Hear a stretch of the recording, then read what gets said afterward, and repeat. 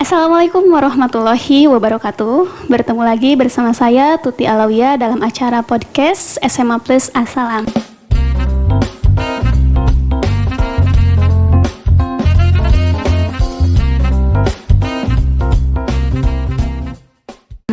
Nah, podcast kali ini berbeda dengan podcast sebelumnya karena kita akan membahas mengenai Career Expo. Nah, Career Expo di sini adalah merupakan mendatangkan alumni dari perguruan negeri maupun swasta gitu ya, untuk memberikan informasinya kepada adik-adik kelas 12 yang ingin berkuliah. Namun kita bentuknya kali ini merupakan podcast gitu ya. Nah, untuk selanjutnya kita kedatangan tamu yang sangat spesial nih. Nah, mungkin kalian sangat tunggu-tunggu. Kalau kalian mungkin ingin bertanya mengenai bagaimana sih masuk ke perguruan tinggi ini, kalian boleh langsung di komen aja ya di YouTube-nya SMA Salam. Oke, kita sambut aja yang meriah. Tamu istimewa. Silakan perkenalkan namanya, dari universitas apa sama jurusannya apa. Halo semuanya, Assalamualaikum warahmatullahi wabarakatuh. Nama aku Raisya Nabila Putri. Aku dari Universitas Pendidikan Indonesia, jurusan Manajemen Resort and Leisure atau bisa disingkat MRL. Aku lulusan SMA Plus Assalam tahun 2020. Lulusan SMA bener kan? Iya, Okay. benar masuk banget. Nah, kira-kira kesan dan pesan selama sekolah di SMA itu seperti apa sih sebelum nanti ke kesan pesan kuliah ya? Selama aku belajar di SMA Plus Assalam, aku dapat ilmu-ilmu yang baik. Terus berkat para pengajar di SMA Plus Assalam juga, aku jadi punya pribadi yang lebih baik dari sebelumnya. Dari yang aku sebelumnya lancar buat baca Al-Quran, di Assalam itu kan diajarin ya Bu ya, ada keagamaannya.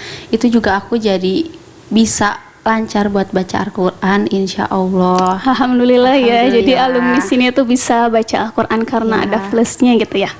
Kesan pesannya. Nah, sekarang ada sih nggak perbedaan ketika sekolah SMA, selama SMA sama kuliah? Perbedaannya apa sih, dalam segi apa? Oh, itu pasti ada dong, mulai dari jadwal. Kalau misalnya di SMA itu kan jadwalnya udah fix. Misalnya kalau di Assalam itu ke sekolah tuh datang jam 6.40. Kalau lewat dari situ udah gak bisa masuk dong, udah ditutup gerbang. Terus pulang juga udah fix setelah asar. Kalau di kuliah itu jadwalnya random, kayak ada yang pagi, ada yang siang, ada yang sore. Itu pun belum termasuk kalau ada dosen yang pengen pindah jadwal gitu, entah itu dosennya ada halangan mendadak atau gimana gitu. Ya, jadi mungkin kalau di sekolah mah lebih diperketat, kita harus ngikut terus ya. Iya. Kalau kuliah mah ya lo mau kuliah juga terserah gitu ya, dosen juga, jadi kita yang moving Kita yang gitu. iya. Oke. Nah, kan tadi jurusan MRL. Kenapa sih masuk ke UPI jurusan ngambil itu? Kenapa alasannya? Soalnya aku sendiri kan seneng jalan-jalan ya orangnya, seneng kesana kesini. Terus aku ngelihat manajemen resort and leisure itu kan sebagai jurusan pariwisata.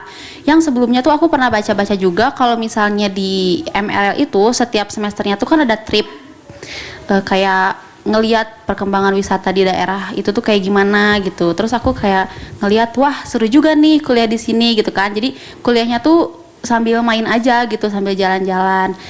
Jadi aku masuk ke sini. Oh, jadi karena hobi juga ya. Nah, ini masih nyambung sih ke pertanyaan selanjutnya. Kan sekarang adik-adik kelas 12 di bawah kalian ya, dia pengen masuk ke SNPTN, tapi ketika ditelusuri anak-anak tuh masih bingung mau ngambil jurusan apa. Nah, kira-kira cara ngambil jurusan yang biar kita inginkan tuh seperti apa sih? Ada tips-tipsnya nggak sih?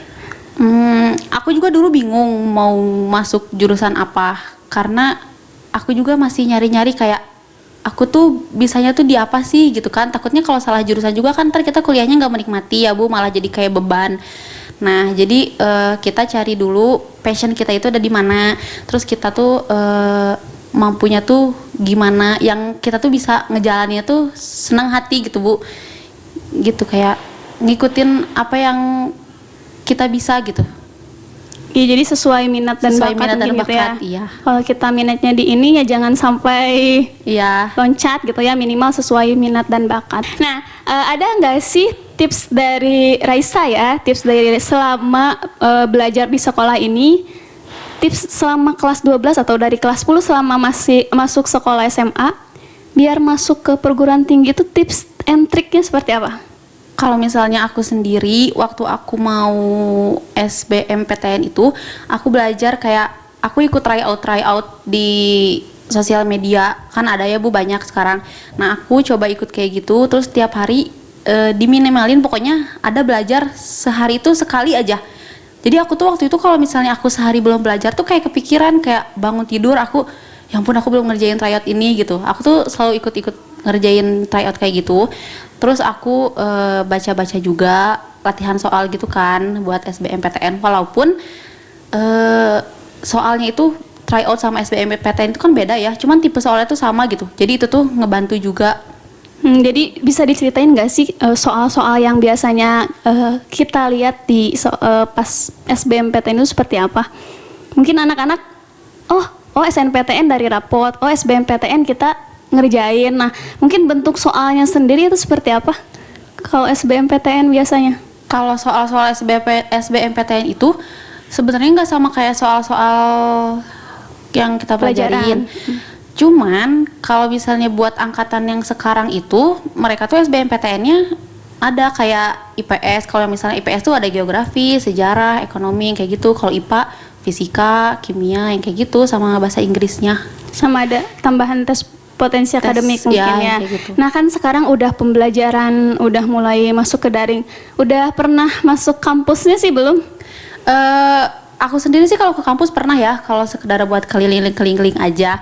Sama waktu itu tuh ada panggilan juga dari dosen buat bikin acara gitu. Nah kebetulan aku gitu yang ngisi acara tersebut gitu. Jadi aku ya ke kampus buat ditanya-tanya sama dosen juga gitu. Oke, berarti cukup aktif ya untuk kuliah ini di semester ini.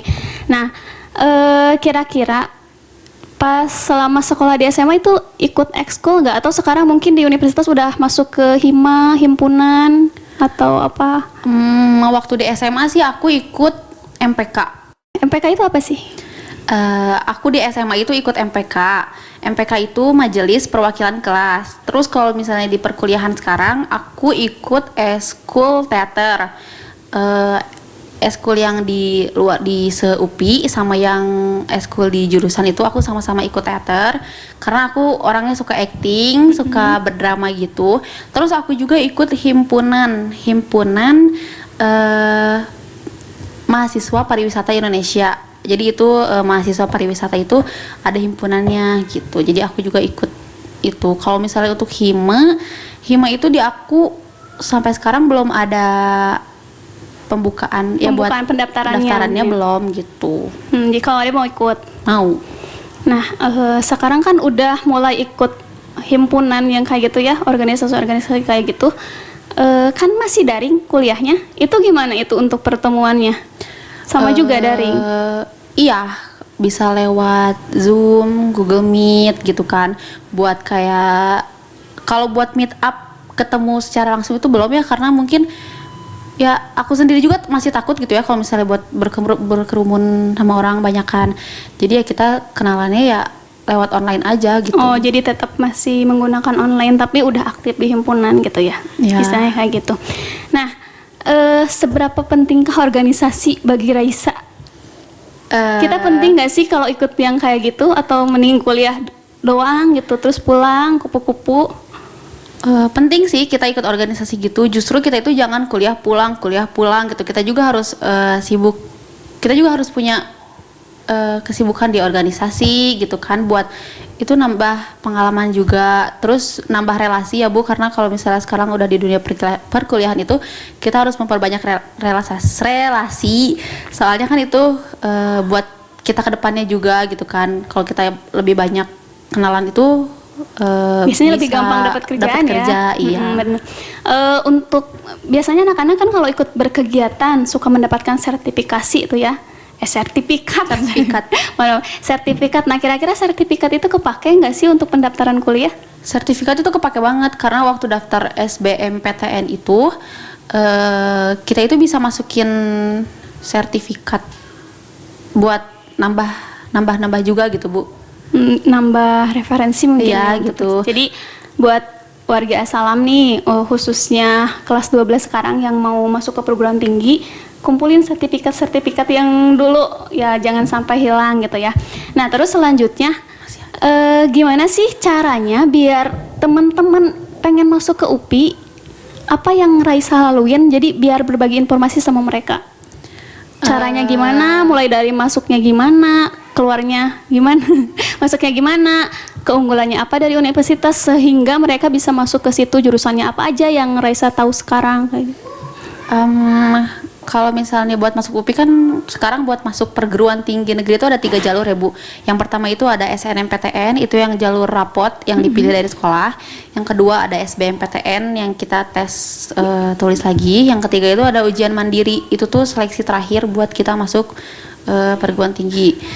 Nah terus kalau misalnya yang aku laluin itu, aku waktu itu SNMPTN ngedaftar ke UPI juga, cuman jurusannya bahasa Inggris dan itu nggak keterima karena SNMPTN itu mah giveaway ya Bu, mimilikan itu mah.